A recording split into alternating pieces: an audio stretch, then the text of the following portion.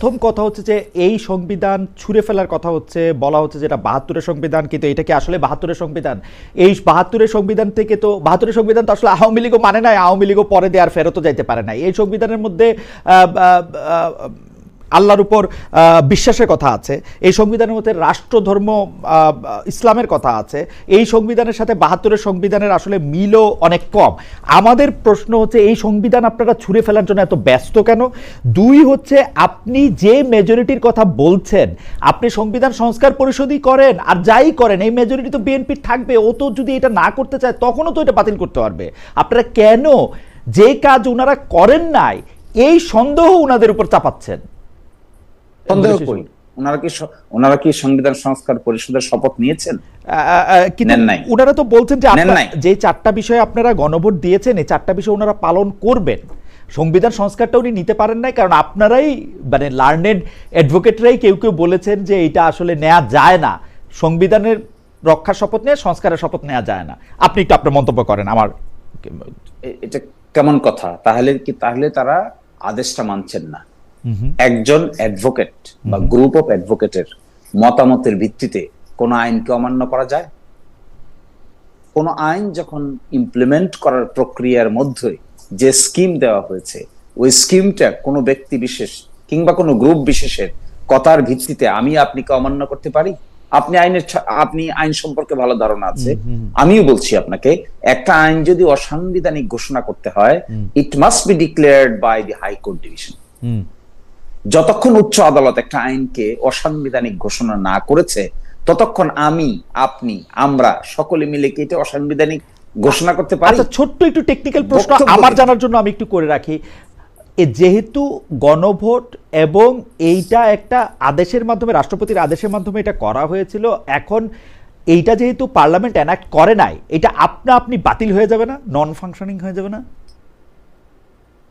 দ্বিতীয়টা, হ্যাঁ, একটা তো হলো জুলাই জাতীয় সনদ সংবিধান সংস্কার বাস্তবায়ন আদেশ। এটি অর্ডিন্যান্স না, এটিকে আদালতে পার্লামেন্টে উপস্থাপন করার কোনো রিকোয়ারমেন্ট নাই। কিন্তু যেটি গণভোট অধ্যাদেশ, এটি পার্লামেন্টে উপস্থাপন করে 30 দিনের ভিতরে অনুমোদন করার রিকোয়ারমেন্ট আছে এস পার আর্টিকেল 93। যদি তাই হয়, তারা তো এখন বলছেন যে গণভোট অধ্যাদেশ তারা অ্যাপ্রুভ করবেন না, অটোমেটিক্যালি বাতিল হয়ে যাবে। যেহেতু তাদের মেজরিটি আছে, তারা প্রস্তাব করেছেন বিশেষ কমিটিতে গণভোট অধ্যাদেশ অটোমেটিক্যালি ল্যাপস হয়ে যাওয়ার জন্য। আচ্ছা বলেন, গণভোট হয়ে গেল, 70% মানুষ ভোট দিয়ে দিল, ভোট দিলে কি হবে তা সেকশন 7 এ উল্লেখ করা হবে। সেকশন 7 এর এই কনসিকুয়েন্স কিছুই আপনি মানছেন না, না মেনে নিজে নিজে ডিক্লেয়ার করে দিচ্ছেন যে এটা হলো অসাংবিধানিক। কার ভিত্তিতে, কিসের ভিত্তিতে, কোন আদালত বলেছে অসাংবিধানিক? কোন আদালতে চ্যালেঞ্জ করেছেন? কোন বাংলাদেশের কোন সুপ্রিম কোর্টের কোন আদালত কি বলেছে অসাংবিধানিক? এই কাজ যারা করতে পারে, মানে সংবিধানের সন্দেহ জাগবে না? সংবিধানের নাই অর্থে অসাংবিধানিক বলা হচ্ছে আর কি, সংবিধানের নাই, তো সেটা তো সিদ্ধান্ত নিয়ে নিচ্ছেন। সংবিধানের নাই অর্থে অসাংবিধানিক বলে আপনি বক্তব্য দিতে পারেন, আপনি কি অমান্য করতে পারেন? আপনি বক্তব্য দিতে পারেন, রাজনৈতিক বক্তব্য দিতে পারেন যে এটা অসাংবিধানিক। আপনি কি বলতে পারেন একটা আইন যেটা কার্যকর আছে, এই কার্যকর আইনকে আপনি বলতে পারেন যে এটা আমি মান্য করব না? কিসের জোরে বলছেন এটা? আমার মনে হয় যে এই ব্যাপারটা নিয়ে আদালতের ব্যাখ্যা অবশ্য প্রয়োজনীয় ছিল, কিন্তু আবার পাশাপাশি সংবিধানে নাই এরকম কোনো আইন, সংবিধানের সাথে সংঘাতপূর্ণ এরকম কোনো আইন আপনি বাতিল হয়ে যাবে না, এটা কখনো এক্সিস্টই করতো না, এরকম ভাবে বাতিল হয়ে যাওয়ার বিধানটাও আছে, ঠিক না? আছে, কিন্তু যা কিছু সংবিধানের সঙ্গে সাংঘর্ষিক আপনি আইন করতে পারেন, আপনি মানে রাষ্ট্রপতি মাথায় পিস্তল ধরে, এটা আমি বলতে চাই না, কিন্তু ধরেন আপনি রাষ্ট্রপতিকে বাধ্য করতে পারেন একটা আদেশ করতে, কিন্তু এটা যদি সংবিধানের সাথে সাংঘর্ষিক হয়, এটা আপনি বাতিল হয়ে যাবে না, মানে এটা এক্সিস্টই করতো না, এরকমই একটা অবস্থা হবে না এটার? সেটা হলো, তাহলে আপনাকে কোর্টে গিয়ে বলতে হবে যে this law is ultra vires the constitution. সেইখানে যদি শুনানি হয়ে কোনো কোর্ট বলে yes, this is ultra virus the constitution, only then আপনি বলতে পারেন this law is unconstitutional। কিন্তু তাকে আপনি করেছেন? ওকে, না করে আপনি কি করছেন? মেজরিটির জোর দেখাচ্ছেন। এই জন্য তো আমাদের অবিশ্বাস, আমরা অবিশ্বাস তো খামাকা করিনি। একটা আপনি যে বলছেন না যে একটা সেটেল ম্যাটারকে আনসেটেল যখন করা হয়, তখন অবশ্যই একটা পার্টনার যদি এই কাজ করে আরেকটা পার্টনারের মধ্যে অবশ্যই সন্দেহের উদ্রেক হবে। সেটাই হয়েছে এখন। আচ্ছা বেচম মনির, আপনার কাছ থেকে তো অনেক কিছু শিখি, আরেকটা টেকনিক্যাল জিনিস একটু জানতে চাই। সংবিধানের তো পরিবর্তন হয়েছে রাষ্ট্রপতির কিছু জারি করা অধ্যাদেশ এবং আদেশ দিয়ে।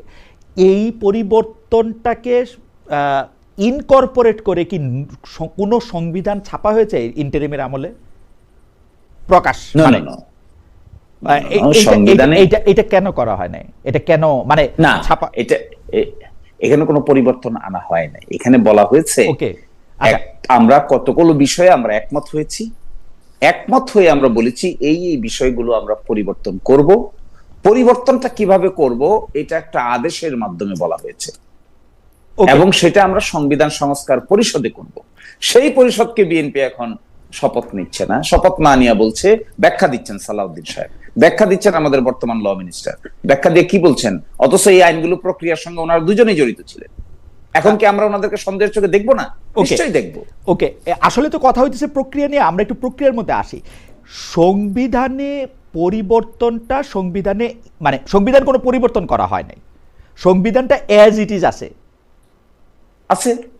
সংবিধান পরিবর্তন তো করা হয়নি। ওকে, সংবিধান এজ ইট ইজ থাকলে যা কিছু মানে আপনি নির্বাচনে অংশ নিয়েছেন সংবিধান দিয়ে, আপনি এখন আদালতে আইন পরিচালনা করছেন সংবিধান দিয়ে, সংসদ পরিচালিত হচ্ছে সংবিধান দিয়ে, এখন এই সংবিধানে যা কিছু আসে সেইভাবেই তো সংসদে চলতে হবে নাকি?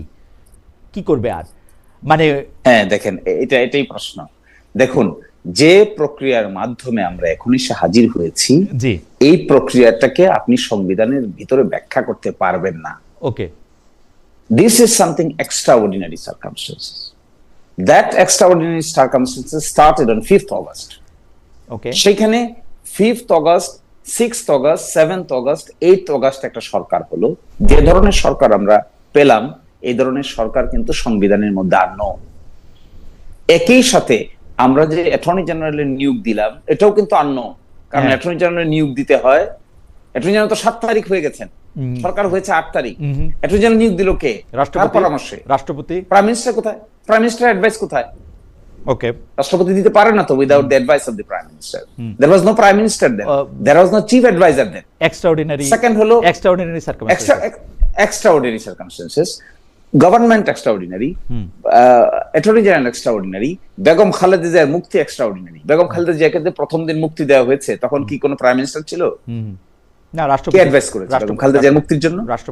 রাষ্ট্রপতির অ্যাডভাইস পেল কোথা থেকে? রাষ্ট্রপতি কারা দিয়েছে? রাষ্ট্রপতি অ্যাক্ট ছাড়াই এক্সট্রাঅর্ডিনারি যে অ্যাক্ট করবে ওইটা 106 এ কভার করার জন্য ওরা কোর্টে গিয়ে 106 তো তখন হয় নাই। না 106 তো তখন হয় নাই, ভূতাপেক্ষ কভার করছে তো।